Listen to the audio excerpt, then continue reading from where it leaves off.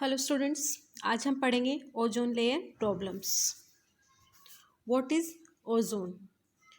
तो ozone O3 gas, a gas composed of 3 atoms of oxygen, bluish gas that is harmful to breathe. Nearly 90% of Earth's ozone is in the stratosphere and referred to as the ozone layer. Ozone absorbs a band of ultraviolet radiation called ultraviolet radiations. Ozone नामक gas भी green house gas कही जाती है। यह gas मुख्यतया वाहनों से निकलने वाले नाइट्रस ऑक्साइड के ऑक्सीकरण के फलस्वरूप उत्पन्न होती है। वायुमंडल में तापमान बढ़ाने में इसका 9% योगदान माना गया है। कार्बन डाइऑक्साइड गैस से ओजोन गैस की ऊष्मायन क्षमता भी लगभग 430 गुना अधिक आंकी गई है। इस प्रकार ओजोन भी वायुमंडल की ऊष्मा वृद्धि हेतु एक महत्वपूर्ण गैस मानी गई है। Ozone layers. हमारी पृथ्वी के चारों ओर अनुमानतः 800 से 1000 किलोमीटर की ऊंचाई तक वायु की उपस्थिति है। इस ऊंचाई तक के वायुमंडल को अध्ययन की सुगमता के लिए विशिष्ट लक्षणों के आधार पर 6 परतों में विभाजित किया गया है। उनमें सर्वप्रथम है ट्रोपोस्फियर, जो पृथ्वी से 16 किलोमीटर की ऊंचाई तक माना जाता है। दूसरा है ट्रोपोपोज या शोभ सीमा, पृथ्वी से 18 किलोमीटर की ऊंचाई तक माना गया है। समताप मंडल या स्ट्रेटोस्फियर, पृथ्वी से 35 किलोमीटर की ऊंचाई तक माना गया है। ओजोन मंडल, ओजोनोस्फियर, पृथ्वी से 400 किलोमीटर की ऊंचाई तक सबसे मोटी परत। आयोनोस्फियर, पृथ्वी से 640 किलोमीटर की ऊंचाई तक माना जाता है। एक्सोस्फियर या बहिर्मंडल, पृथ्वी से 1000 किलोमीटर की ऊंचाई तक से माना जाता है। ओजोन लेयर स्ट्रेटोस्फियर में पाई जाती है। Formation of ozone layer.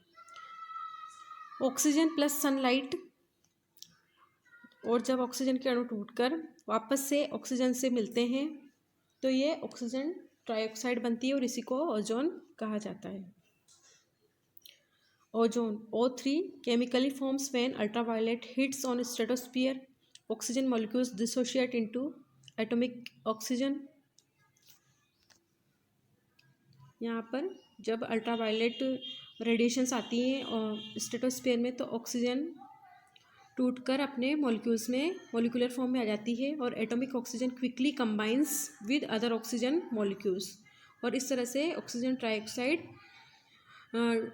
बनती है और इसी को O3 ओजोन कहा जाता है। Ozone depletion. Ozone layer depletion is simply the wearing out of the amount of ozone in the stratosphere.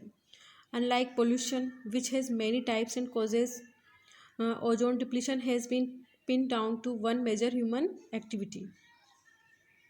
Industries that manufacture things like insulating foams, solvents, soaps, cooling things like air conditioners, refrigerators, and takeaway containers use something called chlorofluorocarbons.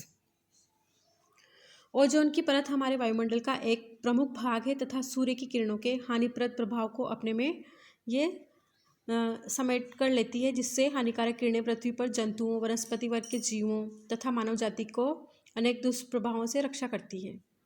वर्तमान में ozone की रक्षक परत में 2% की कमी हो गई है। इस कमी से हानिकारक पराबैंगनी किरणों के पृथ्वी पर पहुंचने की संभावनाएं बढ़ गई हैं। ओजोन परत के क्षय होने का प्रमुख कारण पृथ्वी पर मानव द्वारा काम में लिए जाने वाला क्लोरोफ्लोरोकार्बन नामक रसायन है। इस रसायन का उपयोग एयर कंडीशनर, रेफ्रिजरेटर, प्लास्टिक, रंग, फोम, एरोजोल आदि के अतिरिक्त इलेक्ट्रॉनिक्स, कीटनाशी, औषधि व अग्निशामक यंत्रों के उद्योगों में काम में आने वाले रसायन भी ओजोन परत के घातक हैं। Depletion begins when chlorofluorocarbons get into the stratosphere. Ultraviolet radiation from the sun breaks up these chlorofluorocarbons. The breaking up action releases chlorine atoms. Chlorine atom react with ozone, starting a chemical cycle that destroys the good ozone in that area. One chlorine atom can break apart more than 1 lakh ozone molecules. Causes of ozone depletion. तो ozone परत के क्षय होने के जो कारण है वो मेन मेड कॉजेज क्लोरोफ्लोरोकार्बन्स, जो कि हमने अभी पढ़े सारे, हेलोन्स, मिथाइल क्लोरोफॉर्म, हाइड्रोफ्लोरोकार्बन्स और नेचुरल गैसेस। नेचुरल कॉजेज में देखेंगे हम इम्पैक्ट्स ऑफ ओजोन डिप्लीशन, तो harm to human health, more skin cancer, sunburns, and premature aging of the skin. Adverse impact on agriculture, plant growth, especially in seedlings, is harmed by more intense ultraviolet radiations. Major crop species are particularly vulnerable to increased ultraviolet rays, resulting in reduced growth. Effect on animal. In domestic animals, ultraviolet overexposure may cause eye and skin cancers. Species of marine animals in their developmental stage, young fishes, shrimps, larvae, and crab larvae have been threatened in recent years by the increased ultraviolet radiation under the Antarctic ozone hole. Effect on materials: wood, plastic, rubber, fabrics, and many construction materials are degraded by ultraviolet radiation. The economic impact of replacing and protecting materials could be significant.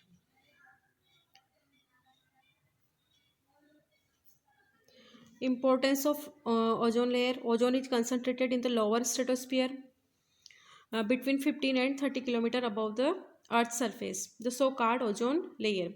Ozone can be produced by numerous chemical reactions, but the main mechanism in the atmosphere for its production and removal is absorption of ultraviolet radiant energy from the sun. The maintenance of enough stratospheric ozone to absorb harmful ultraviolet sunlight is therefore vitally important to all life forms on Earth. तो ozone परत सूर्य की किरणों के साथ जो पराबैंगनी किरणें आती हैं उन्हें अवशोषित करने का कार्य करती है और उसी तरह से ये समस्त जीव जंतुओं और वनस्पतियों को बचाकर रखती है हार्मफुल अल्ट्रावायलेट रेडिएशन से। ये अवशोषण की क्रिया कम हो जाने पर आने वाली पराबैंगनी किरणें मानव की त्वचा कोशिकाओं को नष्ट कर हिस्टामिन नामक रसायन का स्राव प्रारंभ कर देते हैं, जिससे रोग प्रतिरोधक क्षमता कम होकर निमोनिया, सर्दी जुकाम, ब्रोंकाइटिस व अल्सर आदि रोग उत्पन्न हो जाते हैं। त्वचा के कैंसर भी पराबैंगनी किरणों जनक मानी जा गई हैं। आँखों के लिए भी पराबैंगनी किरणें घातक हैं। आँखों में घाव होना, मोतियाबिंद होना तथा आँखों में सूजन आना जैसी बीमारियां इन किरणों की देन मानी गई है। सूक्ष्म जीवों तथा वनस्पतियों पर भी ये किरणें अत्यंत घातक प्रभाव छोड़कर उन्हें नष्ट कर देती हैं। समुद्री खाद्य श्रृंखला के आधार फाइटोप्लैंक्टन्स को ये किरणें नष्ट कर संपूर्ण श्रृंखला को ही विघटित करने की सामर्थ्य दर्शाती हैं। यहाँ हम देख सकते हैं 1982 में ओजोन लेयर की सिचुएशन और 2011 में measures to prevent the ozone layer. Ozone परत की सुरक्षा के उपाय हम किस तरह से कर सकते हैं, तो limit private vehicles driving, use eco friendly household cleaning products, avoid using pesticides, developing stringent regulations for rocket launches, banning the use of dangerous nitrous oxide. International measures में Montreal protocol sign in 1987 comprised of 189 countries now to reduce chlorofluorocarbon substances. National level measures, Singapore banned use of chlorofluorocarbon product in 1991. Countries can control the import and manufacture of chlorofluoro products. तो ध्रुवीय क्षेत्रों में ozone परत की क्षीणता के खतरे ने विश्व के सभी देशों का ध्यान आकर्षित किया है। कई अंतर्राष्ट्रीय सम्मेलनों में इस समस्या से मुक्ति के लिए गंभीर चिंतन किया गया व सुझाव प्रस्तुत किए गए। इनमें यह तथ्य भी उभर कर आया कि अकेले अमेरिका में क्लोरोफ्लोरोकार्बन का 29% तथा यूरोप व रूस में 14% प्रयोग किया जाता है। इनकी तुलना में भारत व चीन में क्लोरोफ्लोरोकार्बन की कुल उपयोग की जाने वाली मात्रा का केवल 2% काम में आता है। ओजोन परत की सुरक्षा के उपायों के अंतर्गत इस समस्या पर 2 प्रकार से कार्य करने के सुझाव दिए जाते हैं। ओजोन परत उसमें प्रथम है ओजोन परत को क्षति पहुंचाने वाले रसायनों के उपयोग में क्रमिक रूप से कमी करना। ओजोन परत को क्षति पहुंचाने वाले रसायनों के विकल्पों की खोज, उत्पादन व उपयोग करना। सितंबर 1987 में मॉन्ट्रियल में हुए एक समझौते के अनुसार सन 2000 तक ओजोन घातक रसायनों के उपयोग को पूर्णतः बंद करने का सोचा गया था। संयुक्त राष्ट्र पर्यावरण कार्यक्रम के अनुसार प्रति वर्ष 5 अक्टूबर को ओजोन सुरक्षा दिवस तथा 16 सितंबर को अंतर्राष्ट्रीय ओजोन दिवस मनाया जाता है। 5 अक्टूबर 1988 को संयुक्त राष्ट्र पर्यावरण कार्यक्रम द्वारा जारी वक्तव्य के अनुसार पिछले दशक में ओजोन को हानि पहुंचाने वाले पदार्थों में